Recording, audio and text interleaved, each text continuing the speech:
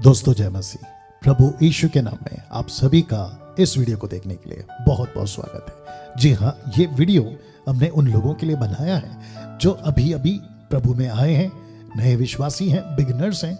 उन सभी को प्रकाशित वाक्य की पुस्तक का डर कि कैसे समझें, कैसे पढ़ें। अगर आपकी ये समस्या है तो ये वीडियो आपकी मदद करेगा, क्योंकि मात्र 1 घंटे में प्रकाशित वाक्य की पूरी पुस्तक का अध्ययन आपके लिए हम ला रहे हैं। तो जिसके चलते हमने लिखा है अब आसान होगा प्रकाशित वाक्य की पुस्तक को समझना। जी हाँ दोस्तों, ये पुस्तक, पूरी पुस्तक कलीसियाओं को लिखी गई है। प्रकाशित वाक्य 1:4 और 22 का 16 आप वचन पॉज करके पढ़ सकते हैं। पुस्तक की शुरुआत कुछ ऐसी होती है दोस्तों। यीशु मसीह का प्रकाशित वाक्य जो उसे परमेश्वर ने इसलिए दिया कि अपने दासों को वे बातें जिनका शीघ्र होना है अवश्य है दिखाए। जी हाँ, इस पुस्तक को पढ़ते वक्त में 2 बातें आपको अक्सर पढ़ने, सुनने, समझने मिल जाएगी। पहला है सुनाया, जिसके कान हो वह सुन ले। दूसरा दिखाया, यहां ऊपर आ जा और मैं वे बातें तुझे दिखाऊंगा। इस पुस्तक को जितनी बातें हैं उसकी जो हाईलाइट पॉइंट्स हैं उसी पे बात करेंगे। तो will be focusing only on highlight points. इस पुस्तक को हमने 7 हिस्सों में बांटा है। जी हाँ दोस्तों, पहला हिस्सा है यूहन्ना को यीशु का दर्शन। दूसरा हिस्सा 7 कलीसियाओं को यीशु का संदेश। तीसरा हिस्सा यूहन्ना का स्वर्ग में उठा लिया जाना। 4 प्राणी, 24 प्राचीन मेमना और यीशु यहूदा का सिंह, इस बात को हम सीखेंगे। तीसरा अध्याय के बाद आपको कलीसिया पृथ्वी पर नहीं दिखाई देगी या पढ़ने नहीं मिलेगा, क्योंकि रैप्चर हो चुका होगा। इसके बाद तीसरे अध्याय के बाद कहीं भी आपको 19वें अध्याय के बाद तक आपको नहीं मिलेगा। जी हाँ दोस्तों, चौथा हिस्सा जिसको हम सीखेंगे 7 मोहरे, 7 तुरियां, 7 कटोरे। 5वां हिस्सा यीशु का आगमन। 6वां हिस्सा शैतान का अंत। और आखिरी यानी कि 7वां हिस्सा नया आकाश, नई पृथ्वी, नए यरूशलेम में। Jesus spoke in symbolic language, Hindi में प्रतीकात्मक भाषा, जिसको कह सकते हैं कि बहुत सारे शब्द यीशु ने सिंबॉलिक तौर पर बोले हैं, प्रतीकात्मक भाषा में इस्तेमाल किया। जैसे कि 7 आत्माएं, जिसको प्रकाशित माफ करें यशायाह 11 का 2, 7 कलीसियाओं में पवित्र आत्मा है तो 7 आत्मा, इसको हमें समझना होगा। 7 तारे कलीसियाओं के दूत यानी कि सेवक। 7 सिर, 10 सिंह, राज्य और राजा। पृथ्वी, समंदर, पानी, जिसको बताते हैं लोग, पीपल। चीता, भालू, सिंह, जिसको बताया गया है स्पीड, पावर एंड फियर। आप इसको सीखेंगे। उसके बाद में सिंबॉलिक लैंग्वेज, जिसमें नंबर्स आप देख सकते हैं, कलर्स आप देख सकते हैं, नेम्स आप देख सकते हैं, थिंग्स आप देख सकते हैं, लिविंग थिंग्स आप देख सकते हैं। इन सभी को पढ़ते वक्त आपको समझना होगा कि यह सिंबॉलिक लैंग्वेज है, प्रतीकात्मक भाषा है। नाउ दोस्तों, परमेश्वर का दास यूहन्ना, जिसको परमेश्वर ने सारी बातें प्रकट की आमोस 3:7 के अनुसार, इसी प्रकार से प्रभु यहोवा अपने दास भविष्यवक्ताओं पर अपना मर्म बिना प्रकट किए कुछ भी ना करेगा। तो परमेश्वर ने कलीसियाओं को अंत के दिनों में क्या क्या घटेगी पृथ्वी पर, क्या क्या होगा स्वर्ग में, कैसी कलीसिया उठाई ली जाएगी, इन सभी बातों का मर्म प्रकाशन परमेश्वर ने अपने दास यूहन्ना को दिया। आइए दोस्तों शुरू करते हैं पहला अध्याय का अध्ययन। प्रकाशित वाक्य 1:3 कहता है, धन्य है वह जो इस भविष्यवाणी के वचन को पढ़ता है और वे जो सुनते हैं और इसमें लिखी हुई बातों को मानते हैं। क्यों? क्योंकि समय निकट आया है। जी हाँ दोस्तों, वचन 11 कहता है कि जो कुछ तू देखता है उसे पुस्तक में लिखकर 7 कलीसियाओं के पास भेज दे। अर्थात कौन कौन सी कलीसिया? इफिसुस, स्मुर्ना, पेरगमुन, थुआतीरा, सरदीस, फिलदेल्फिया, लौदीकिया। इन कलीसियाओं की जो कि आज के युग में टर्की में पाया जाता है। आप सभी इस बात से वाकिफ हों, ऐसी मैं जानकारी देना चाहता हूं। यूहन्ना ने यीशु को ऐसे देखा था। कैसे?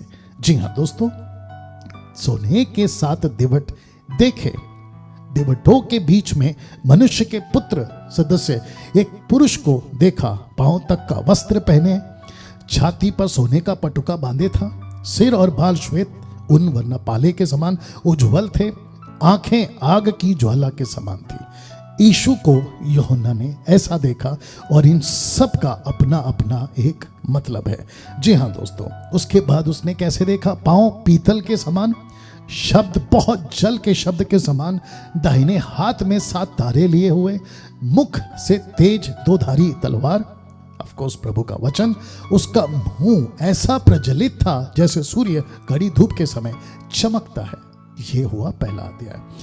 दूसरे और तीसरे अध्याय का अध्ययन 7 कलीसियाएं, इफिसुस, स्मुर्ना, पेरगमुन, थुआतीरा, सरदीस, फिलदेल्फिया, लौदीकिया, 7 कलीसियाओं से यीशु क्या क्या कहता है। नाउ इन सभी को आप पॉज करके पढ़ लें, ये मैं आपसे गुजारिश करूंगा। तो इन सभी कलीसियाओं से, 7 कलीसियाओं से यीशु ने अपने जहां जहां येलो में स्पॉट किया है उन सभी को आप जो है पढ़ लीजिएगा पॉज करके। 7 कलीसियाओं से आत्मा क्या क्या कहता है इसको भी आप पॉज करके पढ़ लें, क्योंकि हर जगह पे परमेश्वर की आत्मा ने भी कलीसियाओं से बात किया है। तो यीशु कलीसियाओं से बात कर रहा है, पवित्र आत्मा कलीसियाओं से बात कर रहा है। नाउ 7 कलीसिया में से 5 कलीसियाओं को यीशु की चेतावनी, इफिसुस की कलीसिया, पेरगमुन की कलीसिया, थुआतीरा, सरदीस, लौदीकिया। तो इसका मतलब है दूसरे नंबर की कलीसिया को चेतावनी नहीं दी और 6वें नंबर की कलीसिया को चेतावनी नहीं दी। इफिसुस की कलीसिया को यह चेतावनी है, पेरगमुन की कलीसिया को यह चेतावनी है, थुआतीरा की कलीसिया को यह चेतावनी है, सरदीस की कलीसिया को यह चेतावनी है, लौदीकिया की कलीसिया को यह चेतावनी है। पॉज करके आप लोग पढ़ लीजिएगा। 4 और 5वें अध्याय का अध्ययन। अब आपको यहां से कलीसिया शब्द पढ़ने नहीं मिलेगा, क्योंकि मैं आपको पहले बता चुका हूं। क्यों? क्योंकि रैप्चर हो चुका है। तो जितने बिगनर्स हैं जो अभी अभी प्रभु में आए हैं, आपको यह समझना होगा कि 3 अध्याय तक कलीसिया पृथ्वी से उठा ली गई है, जिसको कहते हैं रैप्चर। आपके स्क्रीन के ऊपर ना इस अध्यायों में, इन 2 अध्यायों में सबसे बड़ा मुद्दा मोहर कौन खोलेगा, इसी पर आपको ज्यादा चर्चा होते हुए मिलेगी। तो 4 अध्याय का पहला वचन, इन बातों के बाद जो मैंने दृष्टि की तो क्या देखता हूं कि स्वर्ग में एक द्वार खुला हुआ है। जी हां दोस्तों, 4 का 1 जिसको मैंने पहले तुरही के शब्द से अपने साथ बातें करते सुना, वही कहता है, ब्रैकेट में यीशु, क्योंकि यीशु बात कर रहे हैं, कहता है यहां ऊपर आ जा और मैं वे बातें तुझे दिखाऊंगा जिनका इन बातों के बाद पूरा होना अवश्य है। क्या क्या देखा यूहन्ना ने, या क्या क्या सुना यूहन्ना ने, आप इसको पॉज करके पढ़ सकते हैं। मैं आपके लिए जल्दी से यहां पर बता दूं कि एक सिंहासन स्वर्ग में रखा है और सिंहासन पर कोई बैठा है। उस सिंहासन के चारों ओर 24 सिंहासन हैं। उन सिंहासनों पर 24 प्राचीन श्वेत वस्त्र पहने हुए बैठे हैं। सिंहासन के सामने आग के 7 दीपक जल रहे हैं और परमेश्वर की 7 आत्माएं हैं सिंहासन के बीच में, और सिंहासन के चारों ओर 4 प्राणी हैं। पहला प्राणी सिंह के समान, दूसरा प्राणी बछड़े के समान, तीसरा प्राणी का मुंह मनुष्य का सा है और चौथा प्राणी उड़ते हुए उकाब के समान है। जी हाँ दोस्तों, तब 24 प्राचीन सिंहासन पर बैठने वाले के सामने गिर पड़ेंगे। आप इसको पॉज करके पढ़ सकते हैं। अद्भुत चीज अब यहां पे आ गई है। वो क्या है?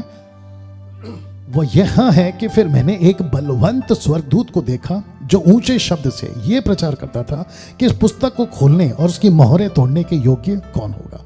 अब आपको याद होगा कि मैंने कहा था कि इस 2 अध्याय में 4 और 5 में सबसे बड़ा मुद्दा है मोहर कौन खोलेगा, क्योंकि जैसे ही मोहर खुलेगा विपत्ति परमेश्वर की ओर से पृथ्वी पर आना शुरू हो जाएगी। जी हाँ दोस्तों, इसको खोलने के लिए एक जयवंत हुआ है। यह चित्र आपके लिए मदद करेगी कि कैसे यीशु जयवंत हुआ है। जी हाँ, तब उन प्राचीनों में से एक ने मुझसे कहा, मत रो, देख यहूदा के गोत्र का वह सिंह जो दाऊद का मूल है, इस पुस्तक को खोलने, उसकी 7 मोहरें तोड़ने के लिए जयवंत हुआ है। यीशु मुर्दों में से जयवंत हुआ है और यही वजह है कि पृथ्वी पर अंत कैसे लाए, उसकी जो सील है, मोहर, उसको कैसे तोड़े, उसके लिए यीशु का जीवित होना बहुत जरूरी था ना। तब मैंने उस सिंहासन और चारों प्राणी उन प्राचीनों के बीच में मानो एक वध किया हुआ मेमना खड़ा देखा। उसके 7 सिंग, 7 आंखें और मैं आपको बता चुका हूं कि ये सिंबॉलिक है, प्रतीकात्मक शब्दों का इस्तेमाल किया गया है। यीशु की 7 आंखें परफेक्ट, 7 सिंग परफेक्ट, इसको दर्शाता है। इसका ख्याल आप लोग रखेंगे।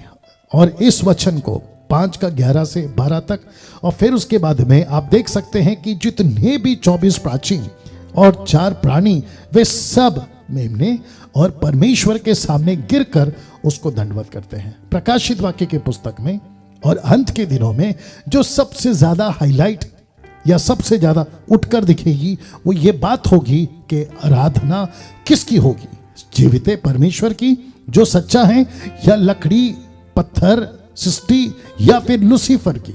आप इस बात को इस पुस्तक में बखूबी समझ पाओगे।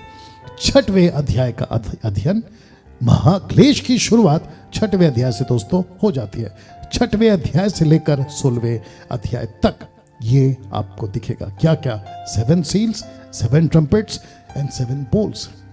जी हाँ, 7 तुरियां, 7 मोहर, 7 तुरियां और 7 कटोरे आपको दिखाई देगा।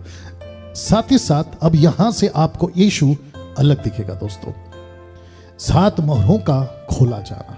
जी हाँ, मेमने ने जब एक एक मोहरों को खोला, आप देख सकते हैं कि मैंने चित्र यहां सिंह का लगाया, क्योंकि यीशु अब मेमना नहीं रहा। उसकी आवाज बदल चुकी है, उसकी व्यक्तित्व पर्सनैलिटी बदल चुकी है, उसकी जो शैली है वो बदल चुकी है। कलीसिया के लोग इस बात को समझें कि यीशु अब वो चरनी में लेटा बच्चा नहीं है, यीशु क्रूस पे लटका वो व्यक्ति नहीं है या मेमना, बल्कि सिंहासन पर बैठा लोहे का राजदंड लिए हुए पूरी पृथ्वी पर पूरे अनंत काल के लिए राज्य करने के लिए वो सिंह बन चुका है। जी हाँ दोस्तों, जब पहली मोहर खोली, ये चित्र आप देख ले, सफेद घोड़ा, लाल घोड़ा, काला और पीला घोड़ा, जो कि पहला वचन कहता है 6 का 1 कहता है कि मैंने देखा कि मेमने ने उन 7 मोहरों में से एक को खोला, तो क्या हुआ, सफेद घोड़ा। जी हाँ, उसके हाथ में धनुष है और वो जय करता हुआ निकला। दूसरा घोड़ा जो कि लाल रंग का है, उसके हाथ में तलवार दी गई है, जो कि कहता है पृथ्वी पर से मेल उठा ले। पॉज करके आप लोग इसको पढ़ सकते हैं। आप जानते हैं कि मैं इतनी तेजी से क्यों जा रहा हूं। तीसरा मोहर जब खोला, काला घोड़ा निकला और उसे एक तराजू दिया गया। पृथ्वी पर किसी चीज का जो है आपको महंगाई नहीं मिलेगी, लेकिन आपको महंगाई होगी परमेश्वर के वचन की, महंगाई होगी सत्य की, तो जिसके चलते लिखा है उसके हाथ में तराजू होगा। चौथा मोहर जब खोला तो पीला घोड़ा, इसको मृत्यु का नाम दिया गया है, मृत्यु, और लिखा है कि अधलोक इस घोड़े के पीछे पीछे होगा और पृथ्वी पर लोगों को मार दिया जाए, महामारी, या फिर आप देखते हैं कितनी सारी समस्या जिसके चलते जो है लिखा गया है कि उसके लिए उसको मृत्यु का दंड दिया गया या मृत्यु का नाम दिया गया, लोगों को मारे। 5वीं मोहर का खोला जाना, यह अद्भुत है दोस्तों, वेदी के नीचे। जी हाँ, 5वें अध्याय में जब आप पढ़ोगे तो आपको वचन 9 में लिखा है कि उसने 5वीं मोहर खोली तो मैंने वेदी के नीचे उनके प्राणों को देखा जो परमेश्वर के वचन और उसकी गवाही, यानी कि ओल्ड टेस्टमेंट और न्यू टेस्टमेंट में जितने शहीद हुए हैं, वध किए गए लोग हैं, उन सभी को वेदी के नीचे, जी हाँ, इनकी आत्माओं को देखा। और साथ ही साथ का वचन 11 में उन्हें श्वेत वस्त्र दिया जाए, और वस्त्र हमेशा कैरेक्टर, चरित्र को दर्शाता है, और आप इस बात से वाकिफ हो, इसलिए मैंने कहा। जब 6वीं मोहर खोली गई तो पृथ्वी पर एक बड़ा भूकंप हुआ, और वो कुछ ऐसे था।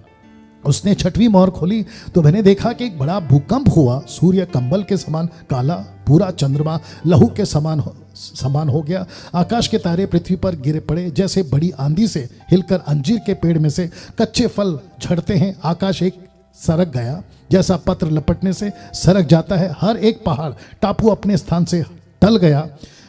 और इस वचन को जब आप पढ़ोगे तो लिखा है कि पृथ्वी के राजा, प्रधान, सरदार, धनवान और हर एक दास और स्वतंत्र पहाड़ों की खो में, चट्टानों में जा छिपे। इसको हम ये भी कह सकते हैं कि जो नैसर्गिक आपत्ति है, भूकंप, वो आया होगा। दूसरा, अगर हम प्रतीकात्मक तौर पे, सिंबॉलिक तौर पे देखें, पॉलिटिकल मूवमेंट या एक बहुत बड़ा राजनीतिक प्रभाव, जिसको मैं आगे रखूंगा कि 1 वर्ल्ड, 1 गवर्नमेंट एंड 1 रूलर या 1 रिलीजन, उसको भी आप इसमें देख सकते हैं कि ऐसा कुछ बड़ा भूकंप यानी कि पृथ्वी पर जिसको कहते हैं ना भूचाल आ गया। दरअसल भूचाल नहीं आता, लेकिन चीजें बदल गई, सरकार बदल गया, भूचाल आ गया। ये वैसा वाला भी आप देख सकते हैं। 7वें अध्याय का अध्ययन 1,84,000 लोगों को 1,44,000 लोगों को मोहर दिया जाना और एक बड़ी भीड़, आप इस अध्याय में पढ़ोगे तो लिखा है कि जिन पर मोहर दी गई मैंने उनकी गिनती सुनी, अर्थात इजराइल की संतानों के सब गोत्रों में से 1,44,000 पर मोहर दी गई। जी हाँ, उसके बाद फिर कहता है कि बड़ी भीड़ जिसको कोई गिन नहीं सकता। वचन 9 से आप देख सकते हैं, और ये वो लोग हैं जो यीशु के लिए उठाए गए रैप्चर में। मैं आपको बता चुका हूं कि 4थे अध्याय से 19वें अध्याय तक आपको कहीं कलीसिया शब्द नहीं मिलेगा। जी हाँ, तो इसको पॉज करके आप लोग पढ़ सकते हैं। 8वें अध्याय का अध्ययन दोस्तों, जो कि बहुत अद्भुत है, कहता है कि जब 7वीं मोहर खुली गई तो स्वर्ग में सन्नाटा छा गया, साइलेंस इन हेवन। कैसे? लिखा है कि जब उसने 7वीं मोहर खोली तो स्वर्ग में आधे घंटे तक सन्नाटा छा गया। जी हां दोस्तों, आधे घंटे तक सन्नाटा छा गया। स्वर्ग, सब कुछ स्वर्ग में सब कुछ रुक गया, यहां तक कि स्तुति, आराधना, प्रेज एंड वर्शिप भी सब कुछ रुक गया। प्रश्न है क्यों? आप जब पढ़ोगे तो आपको पता चलेगा कि पृथ्वी पर भयंकर घटनाएं घटने पर है, भयंकर घटनाएं घटने पर है। इसी के बीच यहां कुछ और हुआ, और वो ये हुआ कि प्रार्थनाओं की बहुत धूप दी गई, मच इंसेंस दी गई। कैसे? लिखा है कि फिर एक और स्वर्गदूत सोने का धूप दान लिए हुए आया, वेदी के निकट खड़ा हुआ, उसको बहुत धूप दिया गया। ये देखिए, बहुत धूप दिया गया। लिखा है कि सब पवित्र लोगों की प्रार्थनाओं के साथ सोने के उस वेदी पर जो सिंहासन के सामने है चढ़ाए, धूप का धुआं, याद रखिए धूप का धुआं पवित्र लोगों की प्रार्थनाओं सहित स्वर्गदूत के हाथ से परमेश्वर के सामने पहुंचाया गया। तब स्वर्गदूत ने धूपदान लेकर उसमें वेदी की आग भरी और पृथ्वी पर डाल दी, और गर्जन, शब्द, बिजलियां, भूकंप होने लगे। और ये ओल्ड टेस्टमेंट में भी हुआ है। 7 तुरहियों के फूके जाने की शुरुआत, 7 तुरहियों के फूके जाने की शुरुआत। वचन 6 लिखा है, तब वे 7 स्वर्गदूत जिनके पास 7 तुरहियां थी उन्हें फूकने को तैयार हुई। दोस्तों, क्या क्या घटना घटती है, आइए देखते हैं। लिखा है कि जब पहले स्वर्गदूत ने तुरही फूकी तो लहू से मिले हुए ओले, आग उत्पन्न हुए, पृथ्वी पर डाली गई। पृथ्वी की 1/3 जल गई, पेड़ों की 1/3 जल गई, सब हरी घास भी जल गई। ये हुआ, यूहन्ना ने देखा। दूसरे स्वर्गदूत ने जब तुरही फूकी तो मानो आग सा जलता हुआ एक बड़ा पहाड़ समंदर में डाला गया। समंदर का 1/3 लहू हो गया, और समंदर की 1/3 प्राणी मर गए, और 1/3 जहाज नष्ट हो गए। इन सभी के पीछे बहुत गहरा मतलब है, जिसको प्रकाशित वाक्य की स्टडी देते वक्त में मैंने पिछले साल पूरी डिटेल में दी है। तीसरे स्वर्गदूत ने जब तुरही फूकी तो एक बड़ा तारा जो मशाल के समान जलता था स्वर्ग से टूटा और नदियों की 1/3 पर और पानी के सोतों पर आ पड़ा, और तारे का नाम नगदोना है, और 1/3 पानी नगदोना सा कड़वा हो गया, और बहुत से मनुष्य उस पानी के कड़वे हो जाने से मर गए। चौथे स्वर्गदूत ने तुरही फूकी, सूर्य की 1/3, चांद की 1/3, तारों की 1/3 पर आपत्ति आई, यहां तक कि उनका 1/3 अंग अंधेरा हो गया। दिन की 1/3 में उजाला ना रहा, और वैसे ही रात में। भयंकर घटनाएं अंत के दिनों में घटने जा रही है। जैसे ही 3 तुरही फूकी, 4 तुरही फूकी जाती है, 5वीं यानी कि बचे 3 तुरही को ऐसे कहता है एक उकाब, कहता है हाय हाय। कहां लिखा है? वचन 13 में लिखा है कि जब मैंने देखा तो आकाश के बीच में उकाब को उड़ते ऊंचे शब्द से यह कहते सुना कि 3 स्वर्गदूतों की तुरही के शब्दों के कारण, जिनका फूकना अभी बाकी है, पृथ्वी पर हाय हाय। इंग्लिश में कहता है, ये मैंने टाइटल दिया है, वो ट्रम्पेट्स, हाय ट्रम्पेट्स, वो ट्रम्पेट्स। या 9वें अध्याय का अध्ययन दोस्तों, पहली तुरही का यानी कि 3 में से जो हाय हाय कहता है पृथ्वी पर, उसमें का पहला तुरही का फूका जाना पृथ्वी पर हाय हाय। क्या है? जब 5वें स्वर्गदूत ने तुरही फूकी तो लिखता है कि तो मैंने स्वर्ग से पृथ्वी पर एक तारा, ये तारा कौन है? लूसीफर। ये तारा कौन है? शैतान। यशायाह की किताब उसका 14 का 12 गिरता हुआ देखा। याद रखिए, ऑलरेडी गिर रहा है। गिरता हुआ देखा। क्या देखा उसने? कि उसे अथाह कुंड की कुंजी दी गई। वचन 2, उसने अथाह कुंड को खोला। आगे कहता है कि कुंड में से एक बड़ी भट्टी का सा धुआं उठा। कुंड के धुएं में से सूर्य और वायु अंधकारमय हो गया। उस धुएं में से पृथ्वी पर टिड्डियां निकली। अब ऐसा कई कहते हैं, मैं भी मानता हूं, कि प्रकाशित वाक्य का सबसे कठिन अध्याय, चैप्टर अगर कोई है तो वो ये चैप्टर है। जी हां, भयंकर बातें हैं इसके अंदर, जो कि परमेश्वर की अगुवाई से आपके बीच में मैं रखूंगा। एक एक चीज है, आपको मैं जितना लाल से स्पॉट किया समझाता चलूंगा। तो पृथ्वी पर टिड्डियां निकली।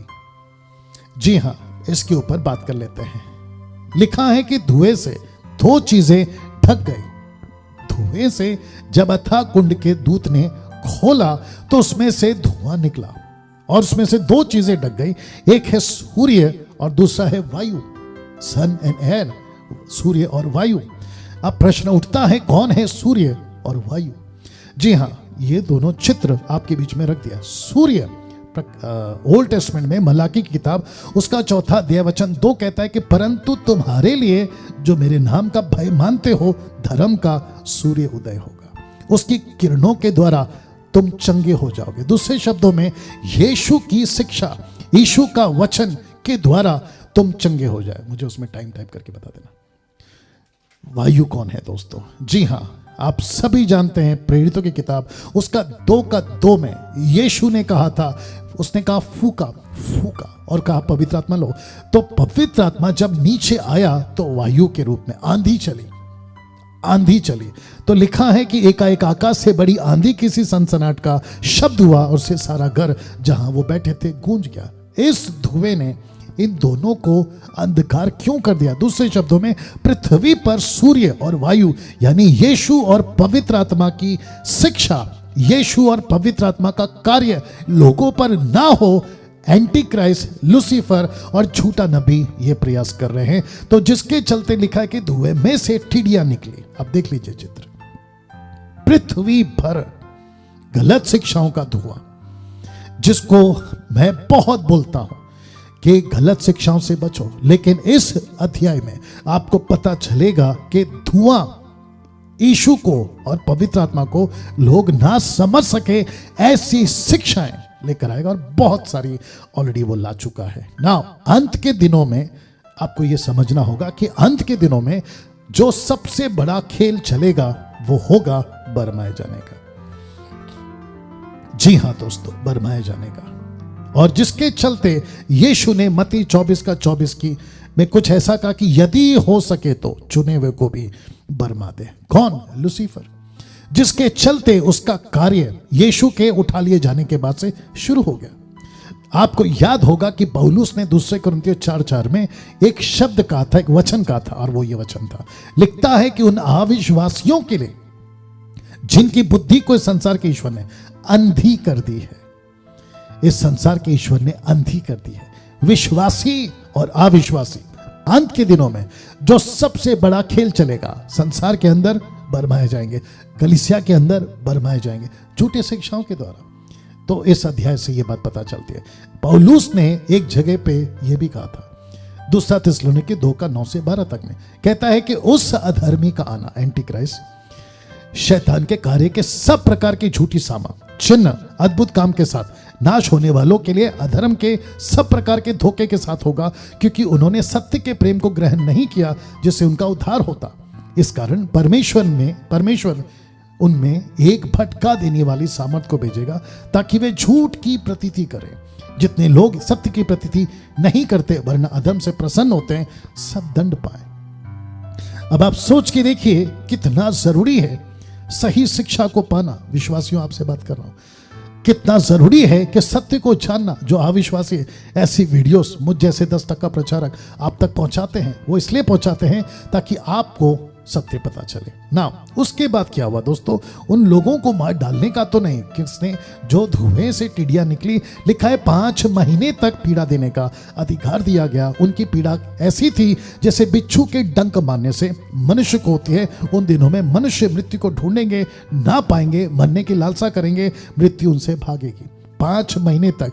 दूसरे शब्दों में पीड़ा, गलत शिक्षाओं का पीड़ा, परेशानियों का पीड़ा, हम कहां फंस गए, चलो काम करते मर जाते हैं, नहीं मर पाओगे।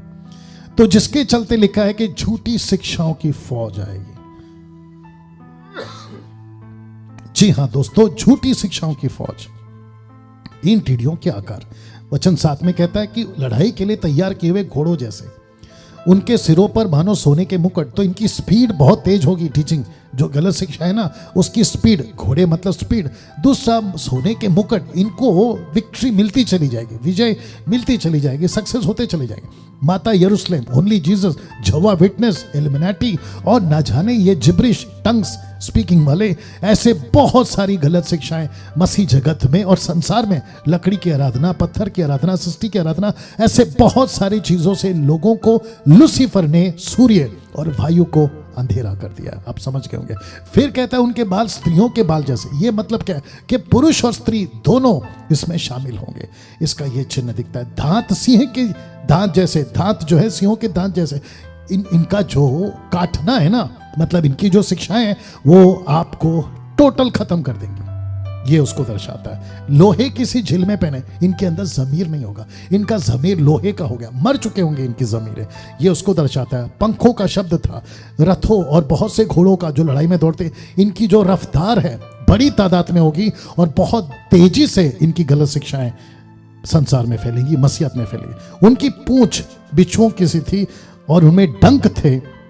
उन्हें 5 महीने तक मनुष्य को दुख पहुंचाने की जो शक्ति थी, मिलती थी, वो पूंछ से मिलती थी। जी हाँ, उनके पूंछों से। ये पूंछ क्या है? ये पूंछ क्या है दोस्तों? यशायाह 9:15 कहता है, पुरनीय और प्रतिष्ठित पुरुष तो सिर है, पुरनीय और प्रतिष्ठित पुरुष तो सिर है, झूठी बातें सिखाने वाला नबी पूंछ है। सब कुछ कनेक्टेड है, आप इसका ख्याल रखेंगे। नाउ कहता है 9:12, पहली विपत्ति बीत चुकी, देखो अब इसके बाद 2 विपत्तियां आने वाली हैं, वो ट्रम्पेट्स। आप समझ गए होंगे। ना दोस्तों, दूसरी तुरी के कारण पृथ्वी पर हाय है। वचन 13 इसी का। जब 6वें स्वर्गदूत ने तुरी फूकी तो लिखा है कि 4 बंधे हुए स्वर्गदूत और बड़ी नदी फुरात, उनकी 20 करोड़ की फौज।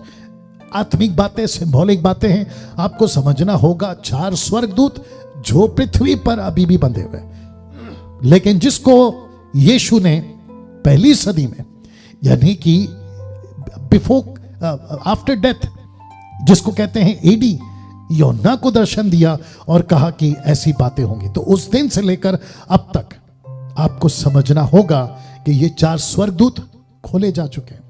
और इन्होंने क्या किया है? मानो कोई 6वें स्वर्गदूत ने से, जिसके पास तुरी थी, कह रहा है उन 4 स्वर्गदूतों को जो बड़ी नदी फुरात, उत्पत्ति 2:14, आपको याद होगा कि यरदन नदी, माफ करें, अदन की वाटिका को सींचने के लिए 4 नदियों को जिक्र है, जिसमें चौथा नदी फुरात है। ये एंटी क्राइस्ट का आने का, जिसको मैं आगे बताऊंगा, यही नदी का सारा। और बहुत सारी गड़बड़ियों का यहीं से, बेबीलोन यहीं से। लिखा है कि बंधे हुए थे, खोल दे। वे चारों दूत खोल दिए गए जो उस घड़ी, दिन, महीने और वर्ष के लिए मनुष्यों की 1/3 को मार डालने के लिए तैयार किए गए। अब आप सोच के देखिए इनको क्या कहा गया है। लिखा है वचन 16 में, उनके स्वर्गदूतों की फौज के सवारों की गिनती 20 करोड़ थी। मैंने उनकी गिनती सुनी, 20 करोड़ बहुत होते हैं, लगभग पूरी पृथ्वी पे फैल सकते हैं, ऐसी इनकी तादाद होगी। वचन 17, मुझे इस दर्शन में घोड़े उनके ऐसे सवार दिखाई दिए जिनकी जिल में आग, धूम्रकान और गंधक सी थी। उन घोड़ों के सिर सिंहों के सिरों के समान थे। उनके मुंह से आग, धुआं और गंधक निकलते थे। आग, धुआं, गंधक, ये 3 कलर को भी दर्शाते हैं। दूसरे शब्दों में, ऐसी फौज आएगी जो मसीहत को, संसार को पॉलिटिकली और रिलीजियसली दोनों में तकलीफ दे सकती है। 20 करोड़ की फौज। जी हां, वचन 18, इन तीनों महामारियों अर्थात आग, धुएं और गंधक से जो उनके मुंह से निकलते थे, मनुष्य की 1/3 को मार डाल दी गई, क्योंकि उनकी घोड़ों की सामर्थ उनके मुंह और उनकी पूंछों में थी। फिर कहता हूं, सिंबॉलिक है। गलत शिक्षाएं पृथ्वी पर बहुत राज करेंगे और अभी भी कर रही हैं, तो इनसे बचना है। तो लिखा है पूंछों के सिर भी थे, उन्हीं से वे पीड़ा पहुंचाते थे। पूंछों के सिर भी थे। अब आप समझ जाइए कि ये कौन है? झूठे नबी। जी हां, अध्याय 10। दो स्वर्गदूत और छोटी पुस्तक, स्वर्गदूत और छोटी पुस्तक। आइए देखते क्या लिखा है प्रकाशित वाक्य 10 का 1 से 2 में लिखा है, फिर मैंने एक बड़ी भली स्वर्गदूत को बादल ओढ़े स्वर्ग से उतरते देखा। उसके सिर पर मेघधनुष था, उसका मुंह सूर्य का सा, उसके पांव आग के खंबे के से थे, उसके हाथ में एक छोटी पुस्तक, छोटी सी खुली हुई पुस्तक। याद रखिए दानियल का 12 का 4 कहता है कि पुस्तक को बंद कर, यहां कहता है पुस्तक खोल ले। तो ये छोटी पुस्तक कोई और नहीं, मेरा ऐसा मानना है ये दानियल की पुस्तक है जो उस वक्त में दी गई और कहा कि इसे खा ले। फिर कहता है वचन 5 में, स्वर्गदूत को मैंने समंदर और पृथ्वी पर खड़े देखा, उसने अपना दाहिना हाथ स्वर्ग की ओर उठाया, उसकी शपथ खाकर जो युगानुग जीवित है, जिसने स्वर्ग को और जो कुछ उसमें है, पृथ्वी को और जो कुछ उस पर है, समंदर में और जो कुछ उसमें है सृजा, कहा अब और देर ना होगी, बल्कि 7वें स्वर्गदूत के तुरी फूंकने पर होने वाले शब्द के दिनों में परमेश्वर का गुप्त मनोरथ उस सुसमाचार के अनुसार जो उसने अपने दास भविष्यवक्ताओं को दिया पूरा होगा। दूसरे शब्दों में पृथ्वी अब तक बची इसलिए है क्योंकि परमेश्वर का गुप्त मनोरथ यानी सुसमाचार अभी तक मौजूद है। तो जितने लोग देख रहे हैं इस वीडियो को, इस शिक्षा के माध्यम से आपके अंदर परमेश्वर का डर, न्याय का डर, नरक जाने का डर आना बहुत जरूरी है। और सुसमाचार पर विश्वास करिए क्योंकि भयंकर दिन इस पृथ्वी पर आने जा रहे हैं। अध्याय 11, 2 गवाह। जी हां दोस्तों, पृथ्वी पर 2 गवाह आने पर हैं जिसको जैतून के 2 पेड़ भी कहा गया है। ये 1260 दिन तक भविष्यवाणी करेंगे, यानी कि 3.5 साल तक। सबसे पहले वचन कहता है कि इसको एक सरकंडा दिया गया और नापना किसको है? परमेश्वर के मंदिर को और वेदी को और उपासना करने वाले लोगों को नापना है। दूसरे शब्दों में इजराइल को नापना है। दूसरे शब्दों में इजराइल में कौन सही है, कौन गलत है, कितने सच्चे हैं, कितने झूठे हैं, उसको नाप ले। और उसके मुताबिक अंतिम दिनों में जब ये आएंगे तो वचन का प्रचार उन लोगों को दिया जाएगा, तो नापा जाएगा। तो वैसे ही जैसे तब नापा जाएगा वैसे आज भी परमेश्वर पवित्र आत्मा के द्वारा मुझ जैसे 10% प्रचारकों के द्वारा कलीसिया को नापता है कि कलीसिया के अंदर कौन सही है और कौन गलत है। ये उसका सीख आपको मिल रहा है। लिखा है कि जब वे अपनी गवाही दे चुके होंगे तो वह पशु जो कि प्रकाशित वाक्य 13 का 11 में निकलेगा पृथ्वी से, अथवा कुंड में से निकलेगा, उनसे लड़कर उन्हें जीतेगा और उन्हें मार डालेगा। किसको? 2 गवाहों को। उसके बाद क्या होगा दोस्तों? वचन 11 कहता है, परंतु 3.5 दिन के बाद परमेश्वर की ओर से जीवन का श्वास उनमें पैंट गया, अपने पांव के बल खड़े हो गए, उनको देखने वालों पर बड़ा भय छा गया। वचन 12, तब उन्हें स्वर से एक बड़ा शब्द सुनाई दिया, यहां ऊपर आओ। और ऑफकोर्स ये हमारा प्रभु है जिसने कहा यहां ऊपर आओ। ये सुन वे बादल पर सवार होकर अपने बैरियों को देखते देखते स्वर्ग पर चढ़ गए। ये चित्र आपके बीच में रखा है। अब आता है अंतिम 7वीं तुरी, जिसके चलते लिखा है कि पृथ्वी पर हाय। जब 7वें स्वर्गदूत ने तुरी फूकी तो स्वर्ग में से इस विषय के बड़े बड़े शब्द होने लगे, जगत का राज्य हमारे प्रभु का यानी पिता का, उसके मसीह का हो गया यानी यीशु का, जो वह युगानुयुग राज करेगा। तो यीशु और पिता दोनों को लिखा। क्यों? क्योंकि पवित्र आत्मा अभी भी पृथ्वी पर है जो लोगों को बचाने का काम कर रही है। ना दोस्तों, तब 24 प्राचीनों ने जो परमेश्वर के सामने अपने सिंहासन पर बैठे थे मुंह के बल गिरकर परमेश्वर को दंडवत करके कहा, यह कहने लगे, सर्वशक्तिमान प्रभु परमेश्वर जो है, जो था, तेरा धन्यवाद करते हैं कि तूने अपनी बड़ी सामर्थ को काम में लाकर राज्य किया। जातियों ने क्रोध किया पर तेरा प्रकोप आ पड़ा। वह समय आ पहुंचा है कि मरे हुओं का न्याय किया जाए। तेरे दास भविष्यवक्ताओं, पवित्र लोगों और छोटे बड़ों को जो तेरे नाम से डरते हैं बदला दिया जाए। पृथ्वी के बिगाड़ने वाले नष्ट किए जाए। वचन 19, तब परमेश्वर का जो मंदिर स्वर्ग में है वह खोला गया। उसके मंदिर में से उसकी वाचा का संदूक दिखाई दिया। जी हां, टबरनेकल, वाचा का संदूक दिखाई दिया। बिजलियां, शब्द, गर्जन, भूकंप, बड़े बड़े ओले पृथ्वी पर गिरे। यह सब कुछ होगा दोस्तों, यह सब कुछ होगा। 12वां अध्याय, यह अद्भुत है। एक स्त्री, अजगर और स्वर्ग में 2 बड़ा चिन्ह। आइए देखते हैं ये क्या है।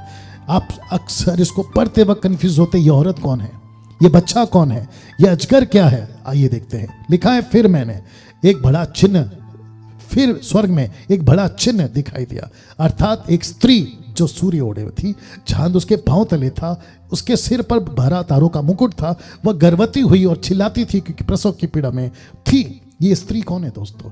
आपको बताता चलूं कि ये स्त्री इजराइल है।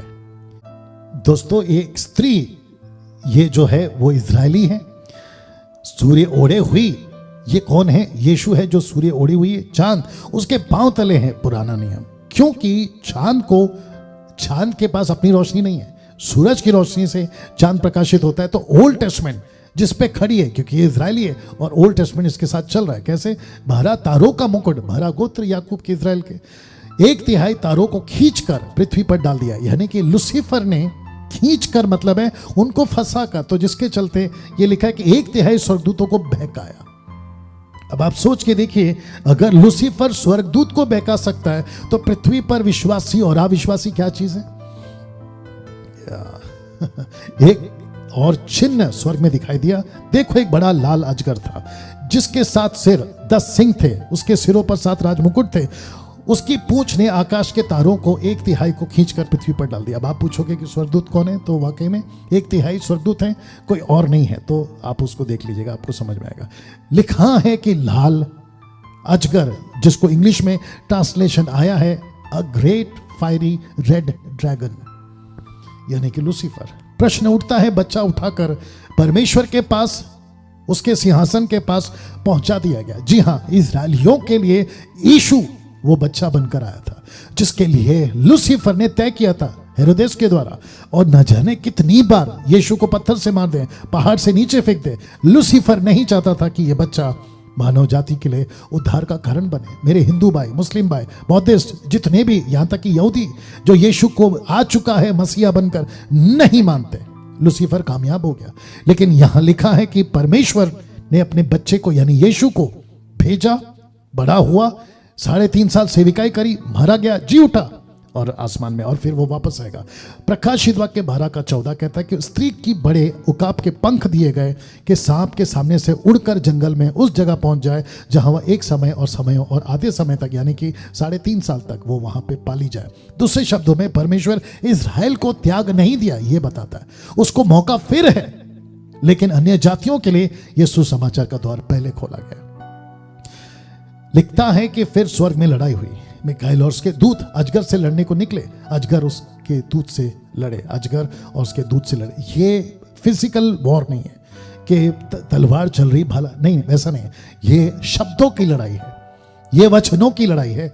आपको यह समझना बहुत जरूरी है। उसके बाद में हम क्या देखते हैं? वचन 9 कहता है कि तब वह बड़ा अजगर, अर्थात वही पुराना सांप जो इब्लीस शैतान कहलाता है, सारे संसार का बरमाने वाला, पृथ्वी पर गिरा दिया गया। लूसीफर पृथ्वी पर गिरा दिया जाएगा ना। दोस्तों, जब ये पृथ्वी पर आ चुका होगा, उन दिनों की बात है। वचन 17 कहता है, तब अजगर स्त्री पर क्रोधित हुआ, उसके शेष संतान से जो परमेश्वर की आज्ञाओं को मानते हैं, यीशु की गवाही देने पर स्थिर है, लड़ने को गया।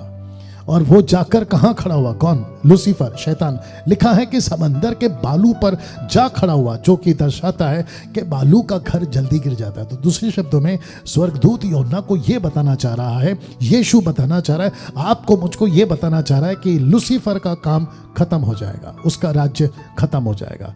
तो लिखा है कि क्यों कहा था उकाब ने कि पृथ्वी के रहने वालों पर हाय हाय हाय, वो ट्रम्पेट्स क्यों कहा था? क्योंकि अब यहां से 13वें अध्याय से एंटी क्राइस्ट की एंट्री हो रही है। कैसे? आइए देखते हैं। वचन अध्याय 13 लिखा है, who is the anti Christ? तो जिसको मैंने लिखा है असत्य से भरा हुआ पशु। ये कैसे होगा? लिखा है वचन 1 में 13 का, कहता है, तब मैंने एक पशु को समंदर से निकलते हुए देखा। याद रखिए, पब्लिक में से आएगा।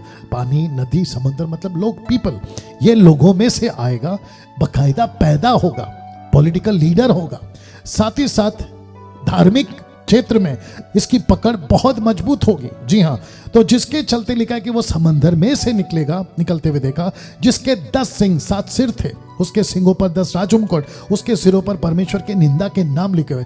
ये व्यक्ति एंटी क्राइस्ट, ये मनुष्य है, लेकिन इसको ऐसे बताया गया जैसे दानियल की पुस्तक में भी आप लोग पढ़ते हैं। लिखा है, जो पशु मैंने देखा वो चीते के समान, यानी कि स्पीड होगा, उसके पांव भालू के, यानी कि स्ट्रांग होगा, उसका मुंह का सिंह का मुंह होगा, यानी कि डराएगा, सबको डरा कर रखेगा। अजगर ने अपनी सामर्थ और अपना सिंहासन, बड़ा अधिकार उसे दे दिया था। अब इसी का एक साथीदार आएगा और वो निकलेगा पृथ्वी से।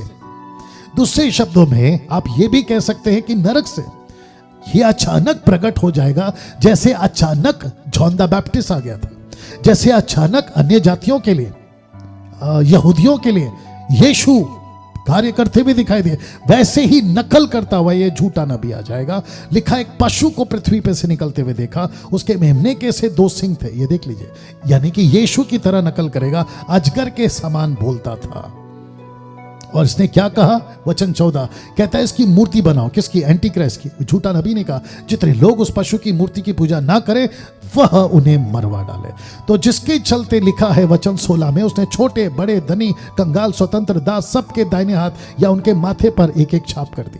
और वचन 17 कहता है कि उसको छोड़ जिस पर छाप अर्थात उस पशु का नाम या उसके नाम का अंक हो, अन्य कोई लेन देन नहीं कर सकेगा। दूसरे शब्दों में हर धर्म के लोग, हर जाति के लोग जो है इस पशु की पूजा करेंगे और उसका अंक अपने माथे पे लेंगे।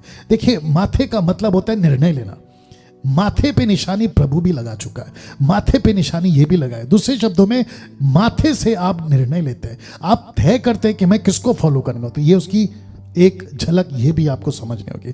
तो वचन 8 कहता है कि ज्ञान इसी में जिसे बुद्धि हो, माफ करें वचन 18 कहता है ज्ञान इसी में जिसे बुद्धि हो वह पशु का अंक जोड़ ले, क्योंकि वह मनुष्य का अंक है और उसका अंक 666। यह मनुष्य है, यह चीता भालू नहीं है। वचन 18 जी हाँ। अब पृथ्वी पर ये तीनों आ चुके हैं, red dragon, anti Christ, false prophet. अब आप सोचिए पृथ्वी का क्या बेड़ा गर्क होगा। लेकिन इसके बीच वचन अध्याय 14 आ गया, यहां पर 3 बातें हैं, 1,44,000, 3 स्वर्गदूतों का संदेश और 2 तरह का हसुआ। आइए देखते हैं क्या है। ये 1,44,000 है जिन पर मोहर दी गई। जी हाँ, ये वो लोग हैं जो मेमने के पीछे पीछे जाते हैं। आप इसको पॉज करके पढ़ सकते हैं। उसके बाद 3 स्वर्गदूतों का संदेश, सनातन सुसमाचार, बड़ा बेबीलोन गिर पड़ा, और तीसरा स्वर्गदूत कहता है परमेश्वर के क्रोध का कटोरा आएगा। इन सभी को पॉज करके आप लोग जो हैं पढ़ सकते हैं दोस्तों। नाउ हसुआ 2 तरह का, एक दया का और दूसरा क्रोध का। जब आप इसको पढ़ोगे तो आपको ये मिलेगा, एक यीशु कटनी काटेगा पृथ्वी पर दया का, और दूसरा होगा क्रोध का, जो कि काफी लोग जो परमेश्वर को नहीं मानते उन पर जो है यह हसुआ चलेगा। तो ये बादल पर बैठा था उसने, ब्रैकेट में यीशु, पृथ्वी पर अपना हसुआ लगाया और पृथ्वी की लवनी की गई। और उसके बाद में ये है जो कि इतना लहू बहा, लिखा है घोड़ों के लगामों तक पहुंच गया। सिंबॉलिक है, प्रतीकात्मक है, जो कि पृथ्वी पर, दूसरे शब्दों में इजरायली और ऐसे लोग जो एंटी क्राइस्ट की आराधना करते हैं, उन सब का कत्ल या फिर मृत्यु इस लेवल पर बताया गया। अध्याय 15 का अध्ययन, पृथ्वी पर 7 कटोरों का जिक्र यहां से शुरू होता है। मैंने स्वर्ग में एक और बड़ा और अद्भुत चिन्ह देखा। क्या देखा? अर्थात 7 स्वर्गदूत जिनके पास 7 अंतिम विपत्तियां, क्योंकि उनके हो जाने पर परमेश्वर का प्रकोप का अंत है, भयंकर अंत, और ये आखिरी है 7 कटोरों का। जी हां, अंतिम 7 विपत्तियां। ना जब ये हो रहा था तो लिखा है कि मैंने आग से मिले हुए कांच का सा एक समंदर देखा, जो उस पशु पर, उसकी मूर्ति पर, उसके नाम के अंक पर जयवंत हुए थे। ये वो लोग हैं जिन्होंने एंटी क्राइस्ट की पृथ्वी पर जो छूट गए, रैप्चर में नहीं जा सके, उन लोगों ने विजय पाई एंटी क्राइस्ट पर। याद रखो, ऐसा जज्बा, ऐसा जुनून, ऐसा तड़प, ऐसा विश्वास तब लोगों ने दिखाया। अब कितना दिखाना होगा ये आपको बताता है। फिर वचन 3 कहता है वे परमेश्वर के दास मूसा का गीत, यानी ओल्ड टेस्टमेंट इजरायली। फिर कहता है मेमने का गीत, यानी कि न्यू टेस्टमेंट कलीसिया के लोग गा गा कर कहते थे कि सर्वशक्तिमान प्रभु परमेश्वर तेरे कार्य महान अद्भुत हैं, हे युग युग के राजा तेरी चाल ठीक और सच्ची है। इसको फिर बता सकते हैं कि पृथ्वी पर ओल्ड टेस्टमेंट और न्यू टेस्टमेंट के लोग नहीं पाए जाएंगे। अध्याय 16 जो कि शुरू हो जाता है मंदिर में किसी को ऊंचे शब्द से 7 स्वर्गदूतों से ये कहते सुना, जाओ परमेश्वर के प्रकोप के 7 कटोरों को पृथ्वी पर उंडेल दो। ना दोस्तों, जब पहले ने पृथ्वी पर भेजा उंडेला तो फोड़े आ गए। जब दूसरे ने पृथ्वी पर फेंका तो लिखा है कि समंदर का जीवधारी मर गया। और जब तीसरे ने तो कहता है कि नदी लहू बन गया। आप ये सारी चीजों को आप पॉज करके पढ़ सकते हैं 16 का 4 में। उसके बाद जब चौथे स्वर्गदूत ने कटोरा सूर्य पर उंडेला तो लोगों को झुलसा देने का, माफ करें, लोगों को झुलसा देने की आग या गर्मी सूर्य पर आ गई।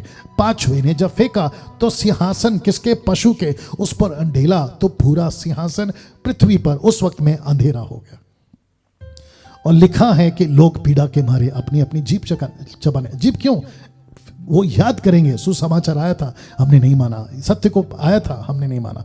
उसके बाद में जब छठवें स्वर्गदूत ने महानदी फुरात पर अपना कटोरा उंडेला, याद रखिए फुरात पर, तो नदी सूख गया। दूसरे शब्दों में एरमैगडोन, फाइनल बैटल के लिए तैयार किए जाना, ये उसको दर्शाता है, सिंबॉलिक है। उसके बाद आप देख सकते हैं कि इसी के बीच में 16 का 13 में अजगर के मुंह से, पशु के मुंह से, झूठे भविष्यवक्ता के मुंह से 3 मेंढक अशुद्ध आत्मा के रूप में निकले, जो उस वक्त जो पीड़ा में थे उनको झूठा तसल्ली, झूठी चंगाई देते हुए दिखा। ये चिन्ह दिखाने वाली दुष्ट आत्मा है। 7वें स्वर्गदूत ने अपना कटोरा हवा पर उंडेल दिया। मंदिर के सिंहासन से ये बड़ा शब्द हुआ, हो चुका। बिजलियां, शब्द, गर्जन, एक ऐसा बड़ा भूकंप हुआ कि जब से मनुष्य की उत्पत्ति पृथ्वी पर हुई तब से ऐसा बड़ा भूकंप कभी नहीं हुआ। ये सारी बातें होगी। इसके बीच में आता है 17वां अध्याय दोस्तों, जो कि लिखता है कि 7 स्वर्गदूतों के पास वे 7 कटोरे थे, इनमें से एक ने आकर मुझसे कहा, इधर आ, मैं तुझे एक बड़ी वेश्या का दंड दिखाऊं जो बहुत से पानियों पर बैठी है। मतलब ये कौन है दोस्तों जो कहता है कि बहुत से पानी, यानी कि बहुत से लोगों पर बैठे। लाल रंग के पशु पर एक स्त्री को बैठे हुए देखा। लाल रंग के पशु कौन है आप जानते हैं, ड्रैगन यानी कि शैतान। और ये वेश्या, ये स्त्री, इस सभी को कहते हैं कि एक बड़ा नगर, पृथ्वी के राजाओं को बहकाने वाले। ये कौन है दोस्तों? मैं रख रहा हूं, जी हां मैं रख रहा हूं, रोम, जिसको कहेंगे 1 world, 1 government and 1 religion, anti Christ और उसका किंगडम। रिलीजियस, एक ही धर्म होगा। आज धर्मों पे लड़ाई है, उस वक्त में नहीं होगा, एक ही धर्म होगा। ये आपको 18वां अध्याय, जी हां। फिर कहता है कि स्वर्ग से एक बड़ा स्वर्गदूत दिखाई दिया, ऊंचे शब्द से पुकार कर कहा, क्या कहा? गिर पड़ा, गिर पड़ा, बाबुल गिर पड़ा। यानी कि एंटी क्राइस्ट का पॉलिटिकल किंगडम, एक रिलीजियस किंगडम, दूसरा है पॉलिटिकल किंगडम, और वो आपके बीच में मैं रख रहा हूं। कहता है फिर मैंने स्वर्ग से किसी को ऊंचा शब्द से सुना कि हे मेरे लोगों, उसमें से निकल आओ। ये फाइनल वार्निंग है, जो उस वक्त भी उद्धार पाएंगे उनको कहता है उनमें से निकल जाओ अगर बचना है, क्योंकि विपत्ति आने वाली है। दोस्तों ये चित्र समझ जाइए मैं किसकी बात कर रहा हूं। लिखा है कि उसके व्यभिचार के भयानक मदिरा के कारण, दूसरे शब्दों में मदिरा, गलत टीचिंग, वाइन शिक्षा को दर्शाता है, जिसके चलते पूरे पृथ्वी को, आप देख सकते हैं, पूरे पृथ्वी को, व्यापारियों को सुख विलास की बहुतायत के कारण धनवान हुए हैं, क्योंकि उसके पाप स्वर्ग तक पहुंच गए हैं, उसके अधर्म परमेश्वर को स्मरण आए हैं। फिर कहता है कि पृथ्वी पर एक बड़ा पत्थर फेंका गया, जैसे पत्थर फेंका गया, कहता है कि बड़ा नगर बाबुल भी वैसे ही गिराया जाएगा। 19वां अध्याय दोस्तों। अब इसको कहते हैं कि यीशु का आगमन हो रहा है, यीशु का आना हो रहा है।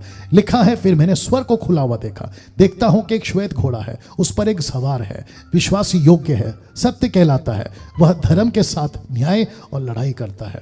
उसकी आंखें आग की ज्वाला, सिर पर बहुत राजमुकुट, एक नाम उस पर लिखा हुआ है जिसको उसको छोड़ कोई नहीं जानता, लहू में डुबोया हुआ वस्त्र पहने, उसका नाम परमेश्वर का वचन है। आप जानते हैं आदि में वचन, वचन परमेश्वर के साथ और वचन परमेश्वर था, ये आप जानते हैं। युद्ध शुद्ध मलमल पहने हुए उसके पीछे एक बड़ा भीड़ आते देखा है, उसके वस्त्र और जांघ पर यह नाम लिखा है, राजाओं का राजा और प्रभु का प्रभु। और लिखा है वचन 15 में, जाति जाति को मारने के लिए उसके मुंह से चौखी तलवार निकलती है, लोहे का राजदंड लिए हुए, याद आ गया होगा आपको बच्चा, लोहे का राजदंड लिए हुए उन पर राज्य करेगा। वह सर्वशक्तिमान परमेश्वर का भयानक प्रकोप की जलजलाहट की मदिरा के कुंड में रौंदेगा। और फिर कहता है कि आप देख लीजिएगा, एंटी क्राइस्ट और झूठा नबी।